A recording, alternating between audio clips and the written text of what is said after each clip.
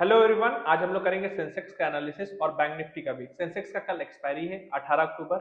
जानेंगे क्योंकि सेंसेक्स में आज बहुत बड़ा फॉल आया है, तो कल एक्सपायरी के दिन कौन कौन से इंपॉर्टेंट लेवल्स है जो सेंसेक्स होल्ड कर सकता है और इंपॉर्टेंट रेजिस्टेंस लेवल कौन सा होने वाला है। ये है सेंसेक्स का चार्ट। जैसे कि हम लोग यहाँ पहले भी डिस्कस किए थे निफ्टी 50 या बैंक निफ्टी का भी चार्ट में, कि अभी जो ट्रेंड में मार्केट चल रहा है वो क्या है, डाउन ट्रेंड, क्योंकि मार्केट में लोअर हाई लोअर लोस का फॉर्मेशन हो रहा है। सेंसेक्स ने जो यहाँ पे रेजिस्टेंस क्रिएट किया था, एक बार सेंसेक्स ने यहाँ पे कोशिश किया था कि इसके ऊपर ब्रेकआउट दिया था, लेकिन अगेन इसके बाद इस हाई के ऊपर सेंसेक्स नहीं जा पाया था, जिसके वजह से कल के दिन इसी पॉइंट से आपको एक बार फॉल आया था। आज मार्केट फिर से इसी पॉइंट पे खुला, फिर मार्केट में फॉल आ गया। यानी कि क्योंकि मार्केट पहले से डाउन ट्रेंड में था, तो बहुत ईजी रहा मार्केट के लिए उसी डाउन ट्रेंड को कंटिन्यू करने के लिए। अभी हमारे लिए इंपॉर्टेंट लेवल कौन कौन सा है, जैसे कि हम यहाँ पे देख सकते हैं कि आज का क्लोजिंग आपका 81,000 के पास आया है।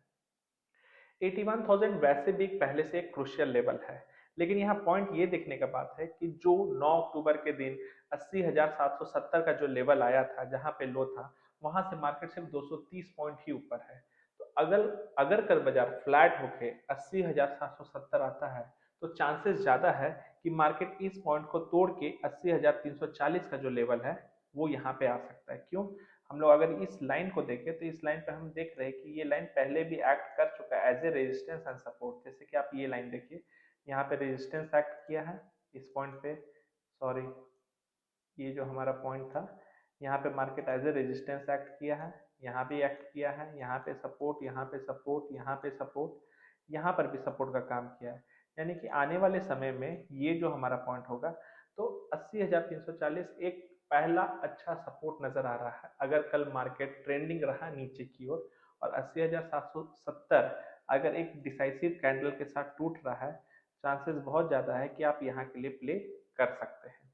सेकंड बात, अगर कल मार्केट फ्लैट होके अगर ऊपर के डायरेक्शन में जा रहा है, तो कौन सा पॉइंट हम लोग को देखना चाहिए, यहाँ पे इस चीज का ध्यान रखना है। देखिए, मैं यहाँ से एक ट्रेंड लाइन बनाया हूँ, ये दो पॉइंट को मैंने कंसिडर किया है। मार्केट एग्जैक्टली हम देख सकते हैं कि जब गिर रहा था, तो इस पॉइंट पे एक बार सपोर्ट लिया था, यानी कि रेस्पेक्ट हो गया था, रेस्पेक्ट किया गया है। इस पॉइंट पे भी जब मार्केट नीचे आया तो यहाँ पे रेजिस्टेंस लिया, जब ऊपर गया तो यहाँ पे रेजिस्टेंस लिया, ऊपर जाने के बाद यहाँ पे सपोर्ट, फिर सपोर्ट, यहाँ पे सपोर्ट। यानी कि इमीडिएटली लास्ट 4-5 दिन से देख रहे हैं ये ट्रेंड लाइन का रेस्पेक्ट किया जा रहा है। तो अगर कल मार्केट यहीं पे फ्लैट ओपन होता है, जब तक मार्केट इस ट्रेंड लाइन के ऊपर जाके कोई कैंडल के साथ क्लोजिंग ना दे दे, कैंडल का क्लोजिंग जरूरी है कि 15 मिनट में एक अच्छे ग्रीन कैंडल के साथ क्लोजिंग होना चाहिए। इसके बाद अगर स्विंग बना के अगर इसके ऊपर फिर जाना शुरू करे, तभी आप एक छोटे से क्वांटिटी, जो भी आपका क्वांटिटी साइजिंग होगा, क्योंकि मार्केट ओवरऑल क्या है, अभी भी डाउन ट्रेंड में है, लेकिन इमीडिएटली कुछ समय के लिए आपका फॉल हॉल्ट हो सकता है और आप इस टारगेट के लिए प्ले कर सकते हैं। ये ट्रेंड लाइन का लेवल कौन सा है, 81,200, यानी कि यहाँ से 200 पॉइंट ऊपर जाने पे ही और एक कैंडल का क्लोजिंग और स्विंग बनने पे ही आप ऊपर का डायरेक्शन लीजिएगा। पोजिशनल व्यू में आप कब ऊपर जाएगा, जब बाजार इस लेवल पे ऐसे जाए, यहाँ पे करे, ऐसे स्विंग बनाए, तभी जाके आप बोलिएगा कि बाजार अभी शॉर्ट टर्म में एक अप ट्रेंड में आया है, और अब फिर आप ये सब लेवल के लिए प्लान कर सकते हैं। ये था सेंसेक्स का ओवरऑल एनालिसिस। चलिए हम लोग बैंक निफ्टी का चार्ट देखते हैं।